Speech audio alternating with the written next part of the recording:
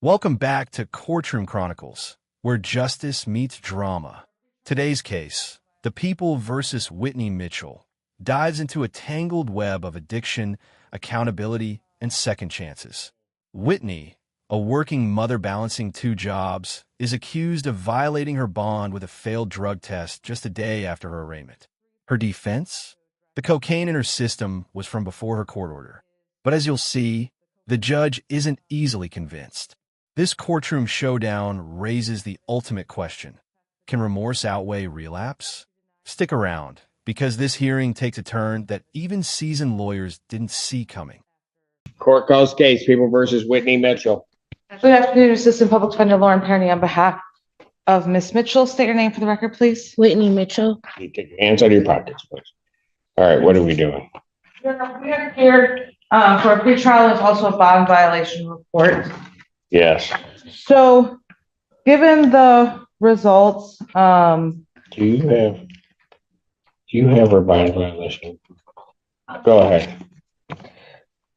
so there's a couple of things. I guess there's three kind of things to address here. The first is the cocaine. I did talk to Miss Mitchell about it. She did test the day after her arraignment. She denies using cocaine after her arraignment. This was her first test after being ordered on bond.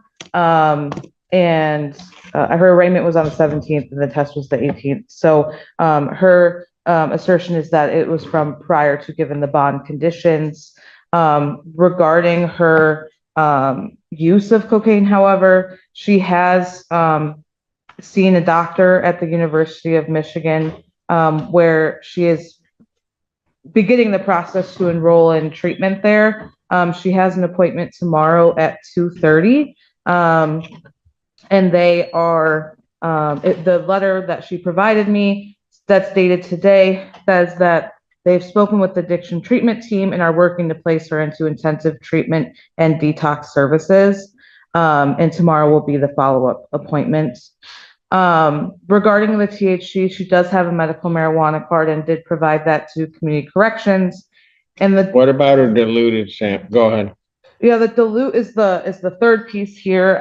I asked her about it. I also tried to get kind of a definition from community corrections. I didn't receive one, but her explanation was that she woke up, didn't eat anything, drank some water, took her kids to school, then went to community corrections, as is her normal routine. She didn't have any insight into what happened, and I don't know why. We both don't know why it would be diluted.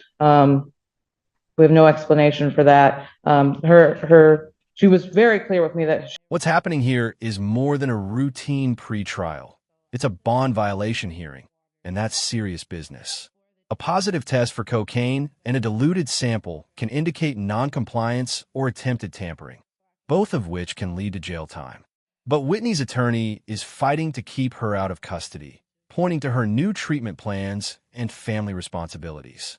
This is a pivotal moment. The court must decide whether she deserves another chance or has already exhausted her leniency.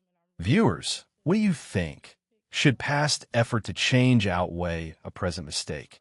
she did not try to skirt community corrections or anything like that. She said she wouldn't even know how to. So given all that, Your Honor, my request is to keep her out of custody, let her go to this appointment at the University of Michigan, see if they can get her into treatment and detox. She is employed. She has two jobs and a young child. She works at the University of Michigan and at Five Guys. How old's your son? He's not young. He's 15, Oh, but 15. I still care for him every day. Drive him back and forth to school, cook him dinner. That's this individual with, I have a second offense operating while intoxicated at this point on this case. That is alleged to have occurred back in June. And I have a test result that shows up on the 18th as positive for cocaine. Her next test, though, is a diluted sample. Can I speak? Yeah.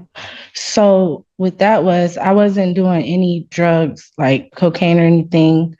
I was smoking marijuana, and then I'm like, I remember I called and asked, is it okay if I can smoke? And they were like, we don't know. Then I found out yes. So I drank some bottles of water before the test, but I didn't do any hard drugs or anything. And I just really want to stay out so I can keep my jobs and stuff. And I can, because if I lose the job, then I won't be able to go to the treatment because I won't have the insurance. Yeah. It's a horrible circle you placed yourself in. Yes, it's all my fault. Oh, it absolutely is all your fault. I have a problem and I'm willing to try to get it fixed now. Is that before or after? This is where the hearing shifts from legal to deeply personal. The judge's tone hardens as Whitney mentions her son, calling out what he sees as selective responsibility, caring only after getting caught. It's a raw, uncomfortable exchange that exposes the emotional toll of addiction. The courtroom becomes a mirror for Whitney's choices, remorse colliding with accountability. The judge's question, when you were doing cocaine, how much were you thinking about your son? Cuts deep. It's not just about punishment, it's about truth. So tell us, was the judge too harsh or exactly right? You kill somebody with a car. This is your second offense, or at least alleged second offense. Your Honor, I don't plan on killing anyone. I really plan on. Nobody ever does. Okay, I'm sorry, Your Honor. I just want to stay out for my son and my job. So when you were doing the cocaine, how much were you thinking about your son? I wasn't thinking. I was thinking about myself then, being selfish. So why are you bringing him up now, saying you want to be out with him when you weren't thinking about him when you were doing the cocaine?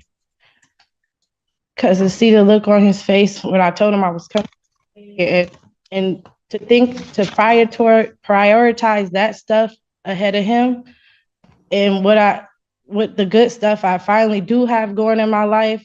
When I start doing good, I just want to be on a straight and narrow and get clean and stay out. I don't want to have to start from scratch. No, my mercy is in your hands.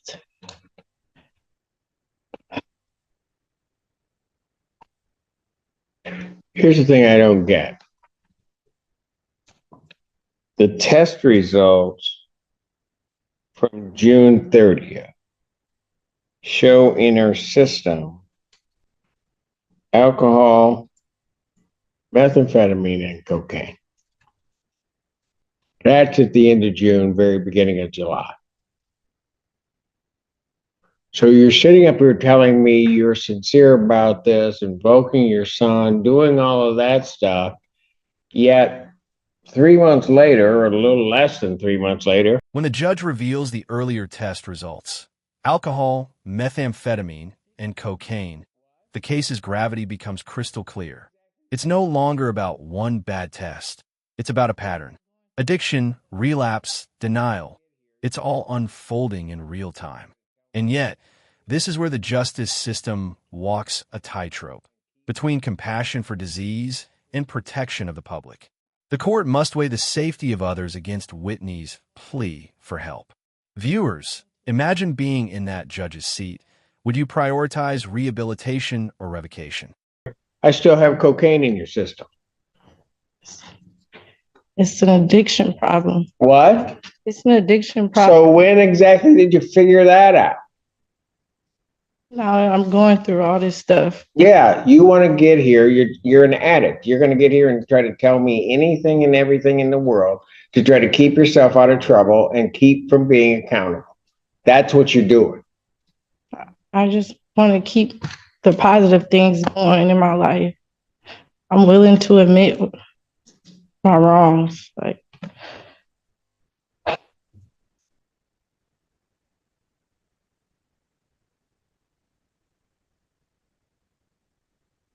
Anything else? Well, Your Honor, I'd ask that you take into consideration the fact that she does have an appointment tomorrow to address I don't Her know what addiction. game she's playing. She's playing a game. If the court If does, she was really serious about it. I mean, what right now is causing her to do all of this? Being in court? Well, she knew she was headed there from the time that she got stopped on this. And why is it taken over 30 days from the time of her arraignment for her to have this appointment? I work 2 jobs. I just don't want to lose everything. and Your Honor, we have been in communication. We talked about this.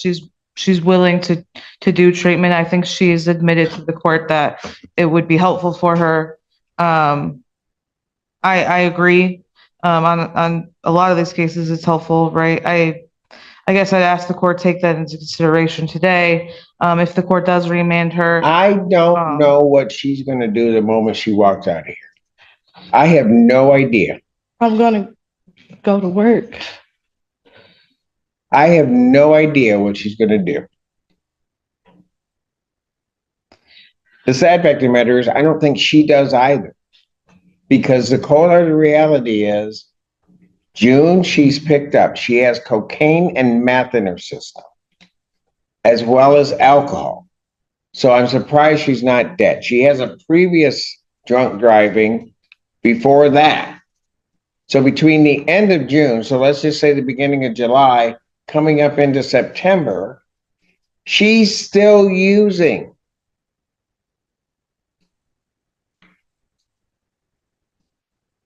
yeah, And then when all of that kind of catches up with her, now I'm going to get myself enrolled in treatment, or I'm going to get myself enrolled in this. But even from the point of the time that she first saw me on the 17th of September till now, she hasn't done anything. Really. She's got an appointment tomorrow. How come that appointment isn't taking place 4 weeks ago, if not 3 or 4 months ago, quite frankly? This is the turning point. Despite Whitney's pleas and her lawyer's assurances, the judge makes it clear, enough is enough. His decision to revoke bond isn't about cruelty, it's about credibility. In the judge's eyes, words mean nothing without action, and Whitney's history speaks louder than her promises. From a legal standpoint, bond revocation signals a loss of judicial trust, a declaration that community supervision no longer works. Emotionally, though, it's devastating. Whitney came hoping for mercy, but instead meets the immovable weight of accountability. Oh.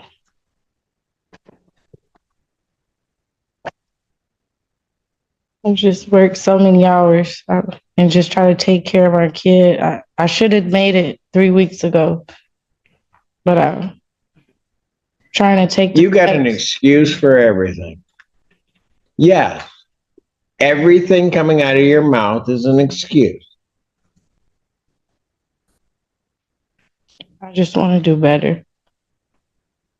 if I am able to communicate with the doctor and coordinate some kind of plan moving forward, can I submit that to the court for your consideration? Certainly you may, but you know, you can have a plan, but then she's going to need to do it.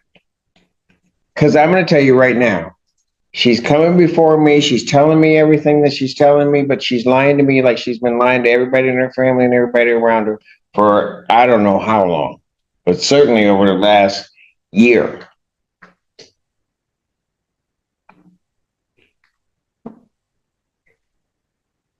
Well, young lady, game's up. You may have just run into the immovable object. If you're going to tell yourself that you're going to do this, then you're going to do it. But you're not going to come up here and just kind of give me this and that, and I'm going to do this, and this is why, and everything like that. If you want to make a commitment, then you make the commitment. And you got time to think about the commitment. Defendant's bond is hereby ordered revoked. I will adjourn the pretrial hearing to next week on the 22nd, and she can come here with a better plan than what she's got now. 9 a.m. on the 2nd. Court And there it is. The gavel falls, and Whitney Mitchell's bond is revoked. The judge adjourns the case, leaving her with one last chance to come back with a real plan. Proof, not promises.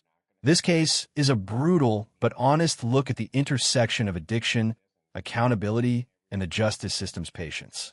Whether you see Whitney as a victim of circumstance or her own choices, one thing's certain: the courtroom never lies.